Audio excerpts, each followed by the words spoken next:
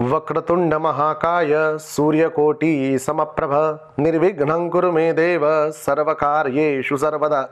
गुरुर्ब्रह्मा गुरुर्विष्णु गुरुर्देवो महेश्वरा गुरु साक्षात् परब्रह्म तस्मै श्री गुरवे नमः।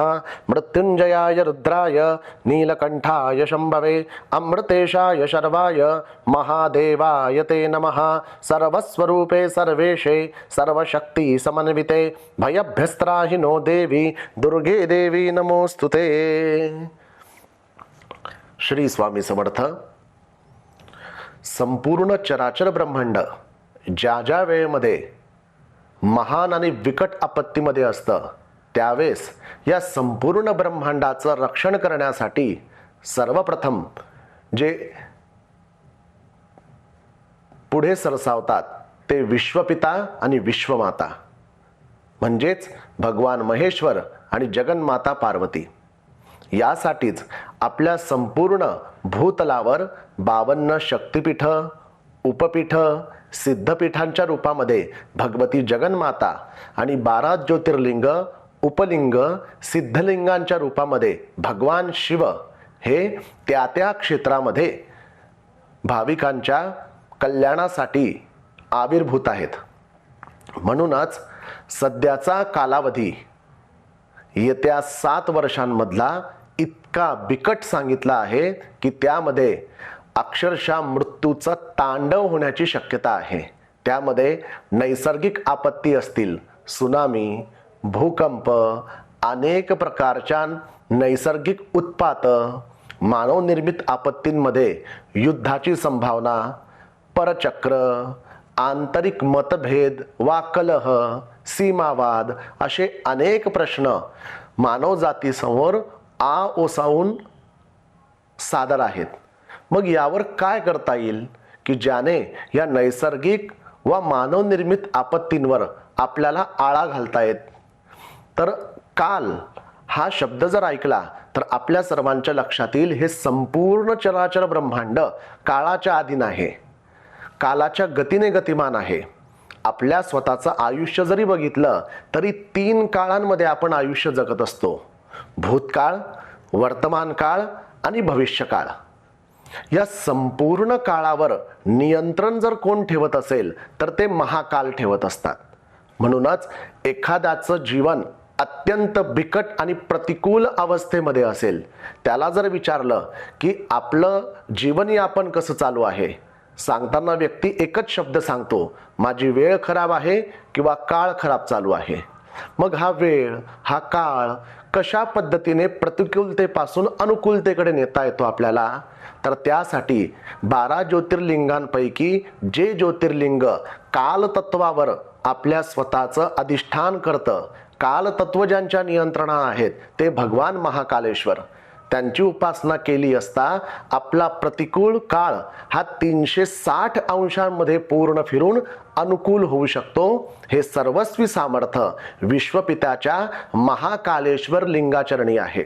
म्हणूनच या विश्वाची संभावित असणारी दैनावस्था टळावी, मानवजात असो, जीवजंतू असो, संपूर्ण जीवसृष्टी असो, भविष्यातल्या होणाऱ्या उत्पाताच्या अग्नीमध्ये होरपळून निघू नये, संभावित मृत्यूचा अकांड तांडव तळावा आणि सोबत राष्ट्ररक्षा व्हावी, देशरक्षा व्हावी आणि संपूर्ण मानव जीवन हे विस्कळीत न होता सुस्थितीत असावं आणि परमेश्वराच्या उपासनेमध्ये अग्रेसर असावं। या उद्देशाने 5 जानेवारी 2026 सोमवार पुष्य नक्षत्राच्या शुभ मुहूर्तावर आपण सर्व जात आहोत भगवान श्री महाकालेश्वरांचरणी श्री भस्मलिंगार्चन सोहळ्यासाठी।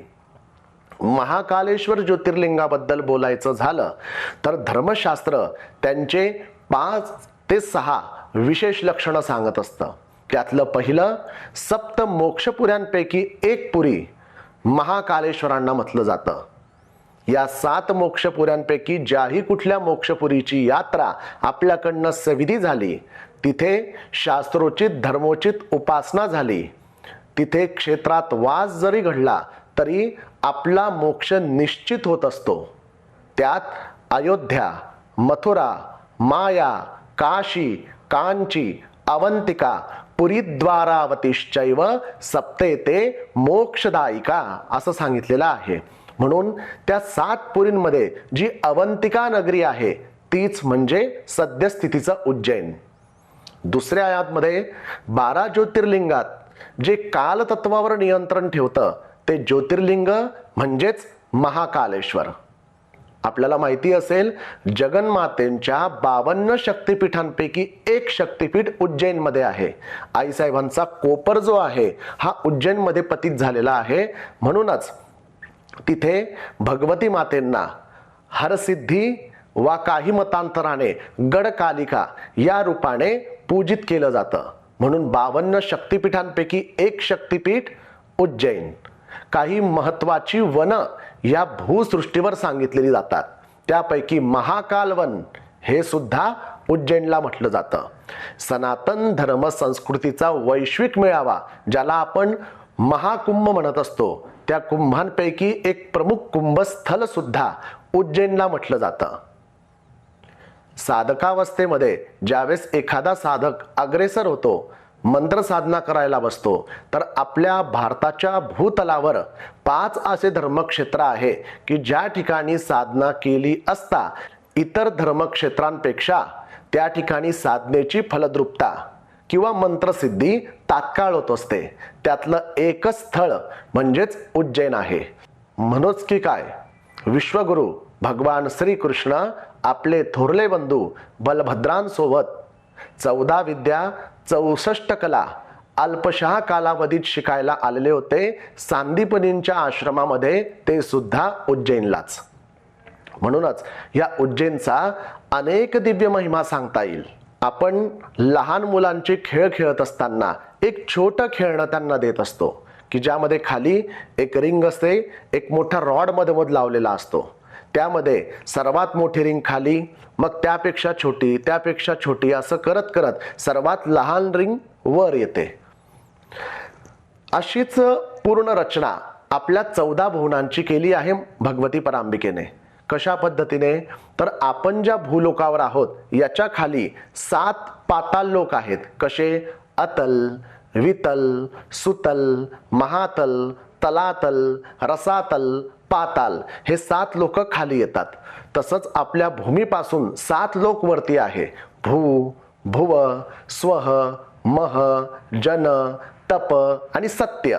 म्हणजे 7 लोक खालचे, 7 लोक ऊर्ध्व आकाशाकडचे मिळून 14 भुवन जे तयार होतात. या 14 भुवनांचं संतुलन ठेवण्यासाठी 3 दिव्यलिंगांची स्थापना केली गेली आहे. त्यामध्ये आकाशाच्या मधोमध तारकेश्वर लिंग आहे, पाताळाच्या मधोमध हाटकेश्वर लिंग आहे आणि बरोबर भूतलाच्या मधोमध महाकालेश्वर लिंग आहे. याचा शास्त्रोचित एक श्लोक सुद्धा आहे.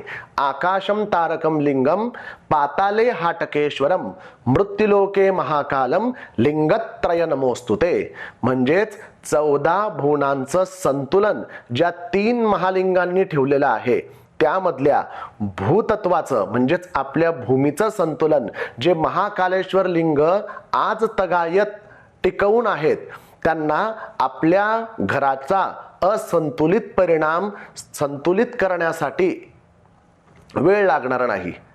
त्यांच्यासाठी अल्पशी ती गोष्ट आहे. म्हणूनच त्या महाकालेश्वर ज्योतिर्लिंगाला संतुलनाचं कालतत्वाचं सुद्धा लिंग म्हटलं जातं. कालगणनेची सुरुवात सुद्धा एका शककर्त्याने तिथेच केलेली. राजा विक्रमादित्य आपल्या सर्वांना माहितीच असेल. विक्रमादित्य राजाने विक्रम संवताची कालगणना ही सुद्धा उज्जैन मधूनच करायला सुरुवात केली होती.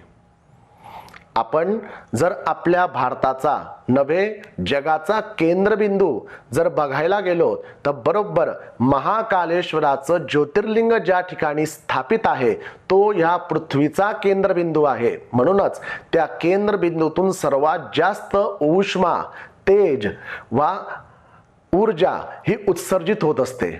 म्हणूनच त्या ज्योतिर्लिंगाला दूध दह्याच्या अभिषेकासोबतच भस्माच्या अर्चनाची फार मोठी आणि जुनी परंपरा आहे.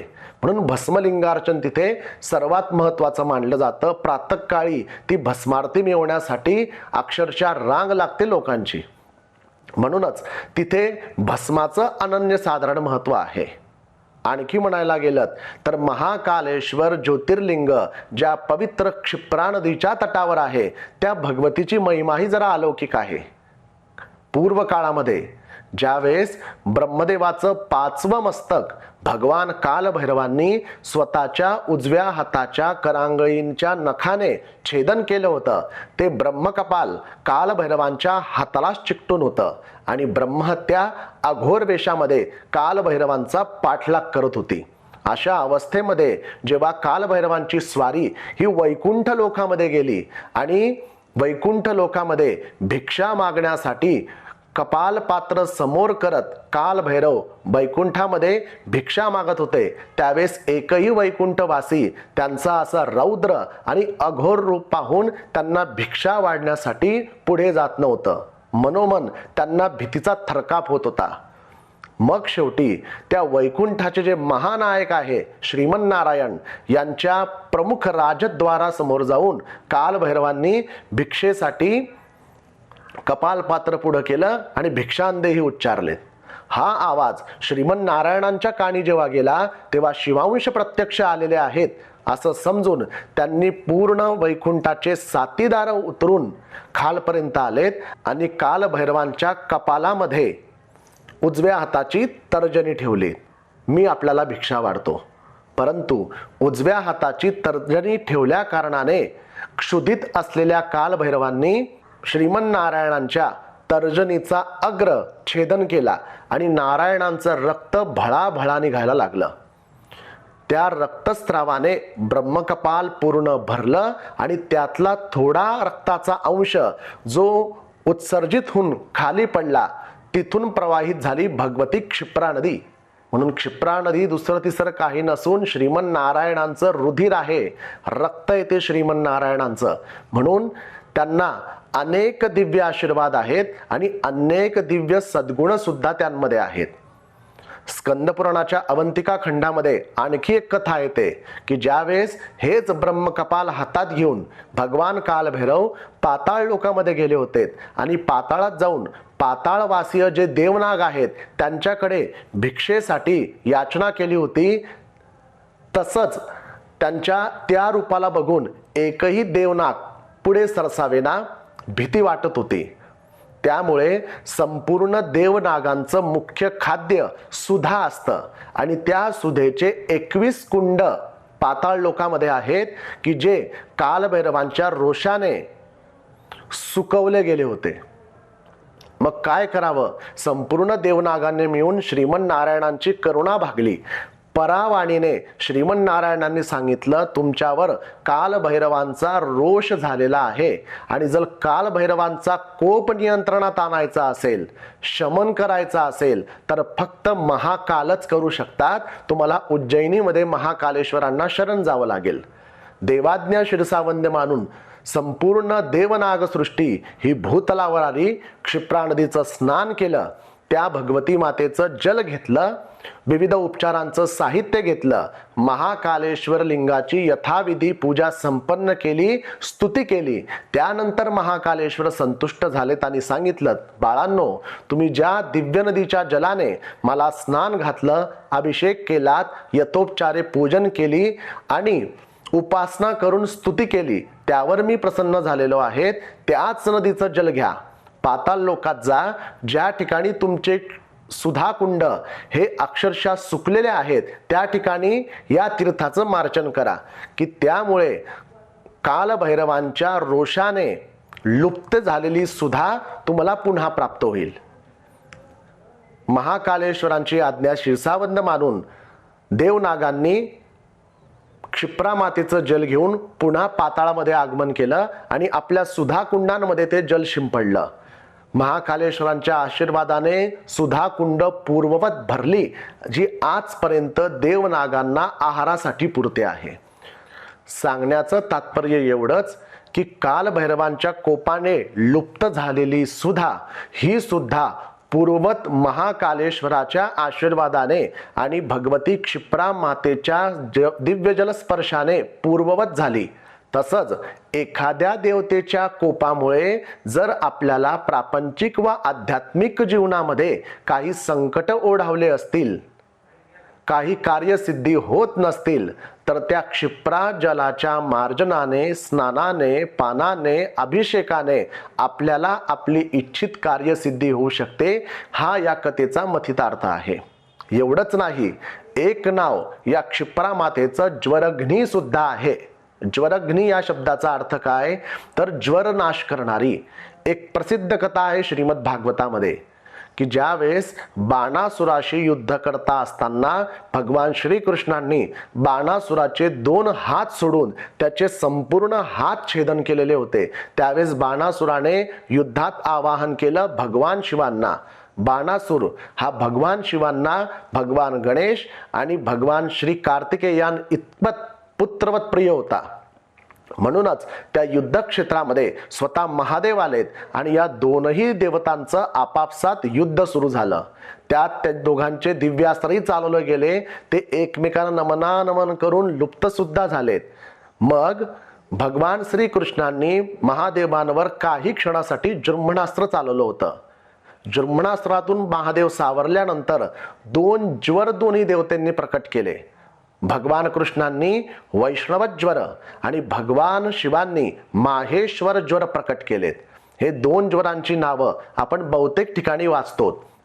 ज्वरांचेही आयुर्वेदामध्ये अनेक प्रकार सांगितले आहे. एकाहिक, द्वाहिक, त्रयाहिक, चातुर्थिक, सांसर्गिक वा माहेश्वर, वैष्णव. हे ज्वर म्हणजे काय, तर दिवसातून एकदा चढतो तो एकाहिक. दिवसातून 2 वेळा जो चढ उतार होतो त्या ज्वराला म्हणतात द्व्याहिक. दिवसातून 3दा येणारा ज्वर त्रयाहिक असतो आणि दिवसातून 4 वेळा जो ज्वर येतो त्याला चातुर्थिक ज्वर असं म्हणतात. परंतु या 4ही ज्वरांना कुठल्या ना कुठल्या प्रकारचं औषध असतं, उपासना मार्ग असतो. परंतु माहेश्वर आणि वैष्णव ज्वर जर कोणाला लागला तर त्याला हा ज्वर घेऊनच जातो. जेव्हा हे 2 ज्वर समोरासमोर आले आणि एकमेकांशी युद्ध करायला लागले त्यावेळेस वैष्णव ज्वराची थोडी तीव्र बाधा माहेश्वर ज्वराला स्वतःला व्हायला लागली. त्यावेळेस एकमेकांशी द्वंद्व करत करत या क्षिप्रा नदीच्या तटापर्यंत उज्जैनी नगरीमध्ये 2ही ज्वर आलेत. माहेश्वर ज्वराने क्षिप्रा नदीच्या पात्रामध्ये उडी घेतली आणि पूर्णपणे स्नान करण्यासाठी डुबकी पूर्ण केली. हे पूर्ण स्नान जसं माहेश्वर ज्वराचं झालं, त्यांची पीडा शमली, स्वतः माहेश्वर ज्वर शांत झाला. हे पाहून वैष्णव ज्वराने सुद्धा या क्षिप्रा नदीचं स्नान करून शांती प्राप्त केली होती. तेव्हापासून क्षिप्रा नदीचं एक नाव ज्वरघ्नी असं सुद्धा पडलेलं आहे. म्हणूनच ज्यांना कोणाला पित्तविकार असतील, ज्यांना कुणाला अतिशय प्रमाणामध्ये ज्वरबाधा असेल, ताप असतील किंवा घरचा असा क्रोधी व्यक्ती की ज्याच्या तापाने अख्खं कुटुंब तापतं असा व्यक्ती असेल, या सर्वांनी जर क्षिप्रा नदीमध्ये स्नान करून महाकालेश्वरांचं यथाशक्ती पूजन संपन्न केलं तर त्यांना या ज्वरबाधेतून मुक्ती मिळते. आणि असंही मानवी जीवनामध्ये विचार केला आपण सर्वजण त्रिविध तापात होरपळतोच आहेत की. आदिदैविक, आदिभौतिक, आध्यात्मिक या त्रिविध तापापासून मुक्ती करण्यासाठी आपल्याला आहे क्षिप्रा मातेची शरण. म्हणून त्यासाठी या दिव्य क्षिप्रा मातेचं महात्म्य वर्णू तरी किती की ज्यामध्ये अवंतिका खंडात पदोपदी दर 2, 3, 4 अध्यायांनंतर क्षिप्रा मातेच्या महात्म्याचा काही भाग समोर येतो. प्रत्येक भाविकाने किंवा सेवेकऱ्याने आयुष्यात एकदा तरी श्रीमद गुरुचरित्र ग्रंथाचं पारायण केलं असेल. त्या गुरुचरित्र ग्रंथामध्ये अध्याय क्रमांक 41 आणि 42 यामध्ये काशी क्षेत्राचा महिमा आहे. त्या काशी क्षेत्रामध्ये अनेक यात्रेचे प्रकार सांगितले आहेत. त्यात अंतर्गृह यात्रा असेल, दक्षिण मानस यात्रा असेल, उत्तर मानस यात्रा असेल, पंचक्रोशी यात्रा असेल, अशी यात्रांचे प्रकार सांगितलेले आहेत. तसंच आपल्या भूतलावर महाकालेश्वर ज्योतिर्लिंगाच्या परिसरात सुद्धा 84 दिव्यलिंग आहेत. अवंतिका खंडामध्ये सांगितलं आहे जो व्यक्तीच नव्हे एखादा पतंग, कीट सुद्धा जर या 84 शिवलिंगाची यात्रा पूर्ण करतो तो 84 लक्ष योनीच्या फेऱ्यातून मुक्त होत रुद्रपदाला जातो असं अवंतिका खंड सांगतं. म्हणूनच या 84 शिवलिंगाची यात्रा या अवंतिकापुरीच्या म्हणजे उज्जैन नगरीच्या यात्रेमधला प्रमुख यात्राक्रम असतो. आणि म्हणूनच त्या धर्तीवरच आपण भस्मलिंगार्चन सोहळा आयोजित करत आहोत. म्हणूनच काय, हे भस्मलिंगार्चन आपलं आयुष्य कुठल्या स्तरावर नेऊन ठेवेल आणि बदलवून ठेवेल ना हे आपल्याला सांगता येणार नाही. म्हणूनच काय तर आता या भस्मलिंगार्चनाला सहभागी होताना काय काय बरं आपल्याला करावं लागेल ते आपल्याला सांगतो. सर्वात प्रथम आपल्याला आपली नाव नोंदणी करावी लागेल प्रवेशार्थी. त्यासाठी आपण आपल्या सेवा केंद्रातले जे प्रतिनिधी असतील त्यांना भेटा, ते आपल्याला याची सविस्तर माहिती सुद्धा देतील किंवा खाली दिलेल्या क्रमांकावर आपण संपर्क साधा, त्यांच्यावर आपल्याला पूर्ण माहिती मिळेल. म्हणून आपापलं जे काही असेल ते व्यवस्थित प्रवेश निश्चित करा. त्यानंतर सोबत आणायचं साहित्य काय तर आपल्या देवघरातली शिवलिंग, 2 ताम्हण, तांब्याचे असले उत्तम, नाहीतर स्टीलचे असतील ते आणा, फक्त स्वच्छ आणा. सोबत गंध, अक्षता, हळदी, कुंकू, भस्म. भस्म म्हणजे चौकोनी खडूची वडी नव्हे. भस्म म्हणजे काहीच मिळालं नाही तर जवळपास जिथे कुठे यज्ञ होत असेल, सेवा केंद्रातला सप्ताह संपल्यानंतर त्या कुंडातलं भस्म व्यवस्थित मैद्याच्या गाळणीने चाळून घ्या आणि सोबत तेवढा आणा. ते भस्म सोबत 125 बेलपत्र, पांढरी सुगंधी फुलं, जपमाळ, नित्यसेवेचा ग्रंथ, अभिषेक पात्र, स्टँड, बसायला आसन, सोबत देव पुसायचा नॅपकिन वेगळा, हात पुसायचा नॅपकिन वेगळा. जर आपल्याला सर्दी असेल तर नाक पुसायचा वेगळा घ्या. 3 नॅपकिन आणा सोबत. 2 मध्ये घोटाळा जर झाला तर देवाला नाकाच्या पाण्याने अभिषेक व्हायचा, म्हणून त्यासाठी व्यवस्थित असे आपले नॅपकिन्स वेगळे घ्या. आणि मग आपण सर्वजण भुपाई आरतीपर्यंत म्हणजे 8 वाजेपर्यंत आपल्या पूजन मंडपामध्ये जमायचं आहे. जमल्यानंतर 8 ते 8:15 या कालावधीमध्ये आपली भुपाई आरती होते. 8:15 ते 8:30 या कालावधीमध्ये प्रधान संकल्प होतो. प्रधान संकल्प म्हणण्यामागचा अर्थच तो असतो की मानवी दैवी प्रयत्न करून सुद्धा न साध्य झालेले आपले संकल्प पूर्ण व्हावे या उद्देशाने केला गेलेला असतो तो प्रधान संकल्प. 8:30 पर्यंत संपलात की 8:30 ते 10:30 या कालावधीमध्ये प्रथमच होणारा ऐतिहासिक भस्मलिंगार्चन सोहळा आपल्याला सहभागी होत स्वतः पूजन करत आणि समोर चालू असलेल्या भस्मलिंगार्चनाचं पूजन बघत आपल्या जीवन सार्थकी लावण्याचा सोहळा सुरू होईल. त्यामध्ये अनेक असे स्तोत्रमंत्र किंवा अनेक अशा पद्धतीच्या आर्थिक क्रम आपल्याला बघायला मिळेल की जे आजपर्यंत मार्गाच्या इतिहासात सुद्धा घडलेले नसतील. म्हणून त्या ऐतिहासिक क्षणाला, म्हणून मुद्दाम ऐतिहासिक शब्द वापरतोय, आपण सर्वजण साक्षीदार होऊयात. आणि मग साधारणतः 10:30 पर्यंत हा आपला लिंगार्चन सोहळा आटोपला की माऊलींचं आगमन होतं, त्यांचं हितगुज होतं आणि त्यानंतर आपण प्रसाद ग्रहण करून मार्गस्थ होऊ शकतात.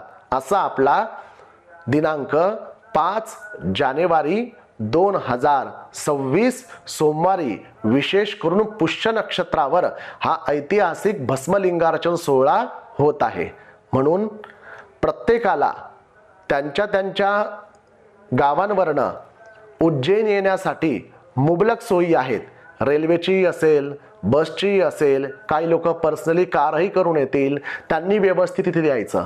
परंतु एक गोष्ट लक्षात ठेवा, बहुतेक ठिकाणी आपण आपल्या घरून कार्यक्रमाच्या स्थळापर्यंत येईपर्यंत तुम्हाला जे काही धर्मक्षेत्र करायचे असेल, तीर्थयात्रा करायच्या असतील त्या पूर्ण करून घ्या. परंतु एखादा मेळावा किंवा कुठल्याही धर्मक्षेत्राच्या पूजनाची यात्रा तुमची जेव्हा संपते ना, त्यावेळेस आपल्या त्या स्थळापासून थेट घरापर्यंत यायचं करा. मध्ये कुठेही कुठल्याही प्रकारे आपण तीर्थक्षेत्र असो किंवा कुठल्याही प्रकारच्या ठिकाणी नातलगांकडे मुक्काम असो हे करायचं टाळायचं असतं आपल्याला.